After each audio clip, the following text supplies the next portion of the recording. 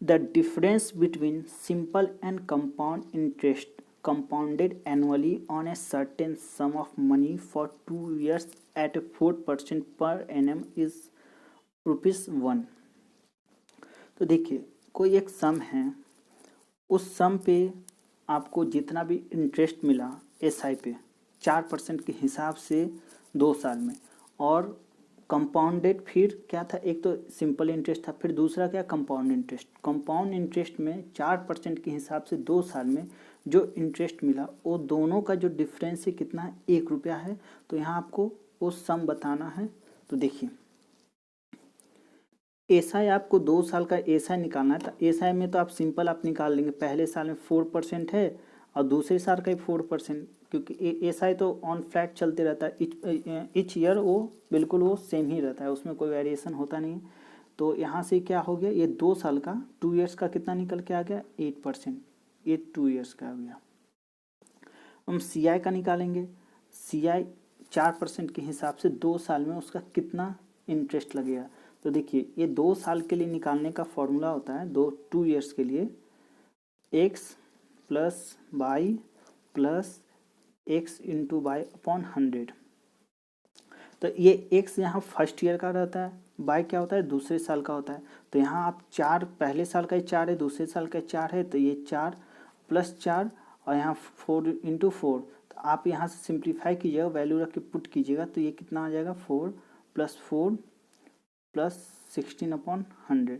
तो यहाँ से आपको 2 साल का सी आई कितना निकल के आ गया है 8.16%।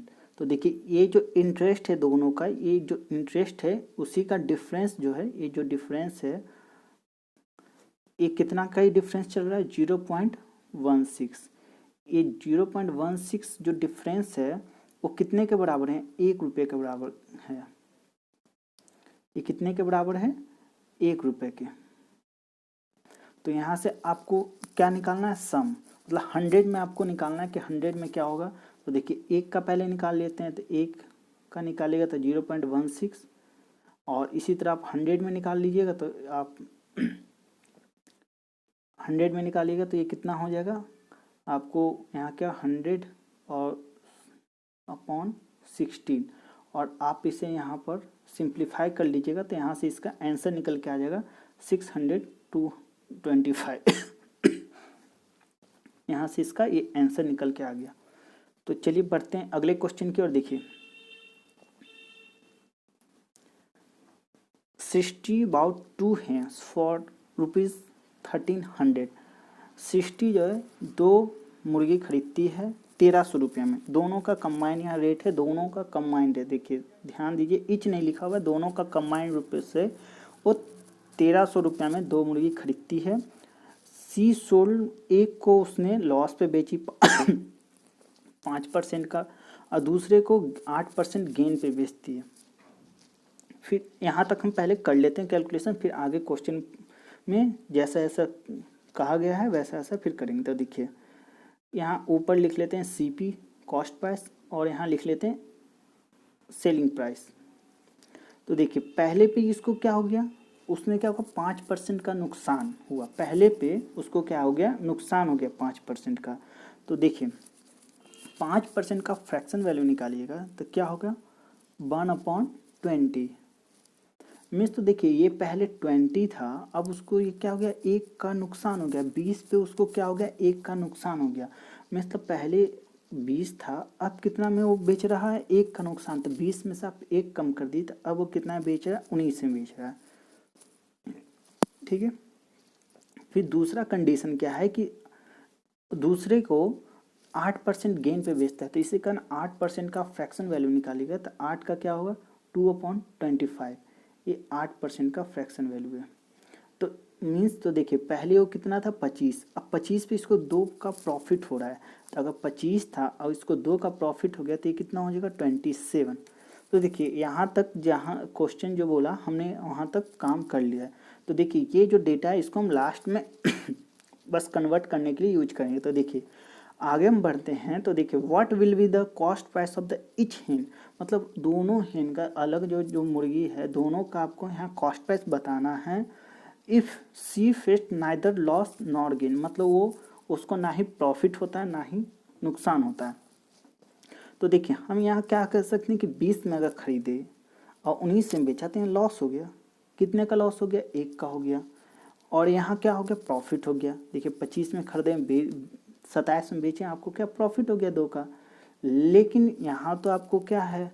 Neither loss nor gain. देखिए नाइदर लॉस नॉर गेन मतलब होता है कि आपको जितना प्रॉफिट हुआ उतना लॉस भी होना चाहिए उतना ही। तो ये सिचुएशन होता है नाइदर लॉस नॉर गेन। तो देखिए यहाँ आपको 1 का नुकसान हो गया या 2 का प्रॉफिट हो गया।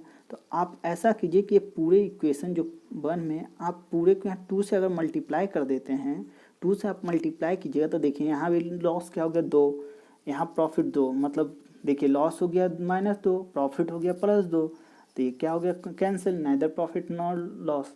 ये हो गया न्यूट्रल हो गया सिस्टम। तो देखिए अब आप 2 से मल्टीप्लाई पूरे में कीजिएगा तो हम देखिए एक वाले इक्वेशन को हम यहाँ लेके आ जा रहे हैं नीचे। तो ये कितना हो जाएगा? 40, ये कितना हो जाएगा? 38।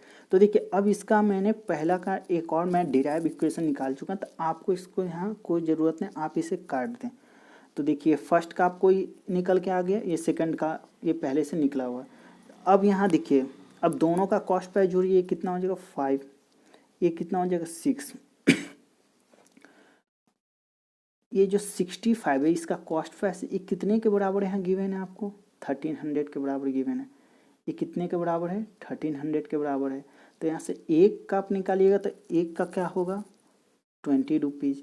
तो 1 का आपको 20 रुपीज़ आ गया। तो यहाँ ये देखिए पहले कितना 40 है, तो 40 × 20 कीजिएगा तो पहले हैंड का आपको कितना आ जाएगा? 800। और इसी तरह 25 × 20 कीजिएगा तो कितना आ जाएगा? 25 दूना 50 से 500। यहाँ से ये दोनों इसका मुर्गी का दाम निकल के आ जाएगा। एक का 800 है, दूसरे का 500 है। तो चलिए देखते हैं अपना अगला क्वेश्चन। देखिए speed of boat along the current means, तो देखिए बी जो स्पीड ऑफ बोट को हम रिप्रेजेंट यहाँ कर रहे हैं और करंट जिसको हम लोग सी से यहाँ रिप्रेजेंट कर रहे हैं अलोंग द करंट। तो देखिए दोनों जब नाव और करंट दोनों एक दिशा में जा रही है तो दोनों को हम स्पीड को क्या करते हैं? ऐड कर देते हैं। तो प्लस कर दें add. And against the current B minus C against the currents are 16 kilometre and 10 kilometre per hour respectively. तो देखिए 16 हो गया, ये हो गया 10। तो यहाँ से आपको क्या फाइंड आउट करना है? स्पीड ऑफ करंट में सी का यहाँ वैल्यू निकालना है। तो देखिए आप इसे सिंप्लीफाई कर लीजिए। तो देखिए सिंप्लीफाई करना है तो आप ये बी अगर प्लस में है तो इसको माइनस में कर देते हैं, ये माइनस है तो ये प्लस में कर दीजिए, ये प्लस है तो यहाँ माइनस कर दीजिए। जो नीचे बेस है उस सब का साइन को अपोजिट करना, प्लस है तो माइनस, माइनस है तो प्लस। तो आप इसे यहाँ सिंप्लीफाई कर देंगे, सॉरी आप यहाँ सिंप्लीफाई कीजिए तो बी भी यहाँ कैंसिल आउट हो जाएगा, प्लस बी माइनस बी, यहाँ प्लस सी और यहाँ प्लस सी, यहाँ क्या हो जाएगा? 2c हो जाएगा। यहाँ +16 -10 तो ये कितना हो जाएगा? 6। तो यहाँ से सी का आपका वैल्यू निकल के आ जाएगा 3 किलोमीटर पर आवर। यहाँ से आंसर निकल के आ जाएगा। तो चलिए देखते हैं अपना अगला क्वेश्चन। देखिए the profit earn after selling a mobile phone for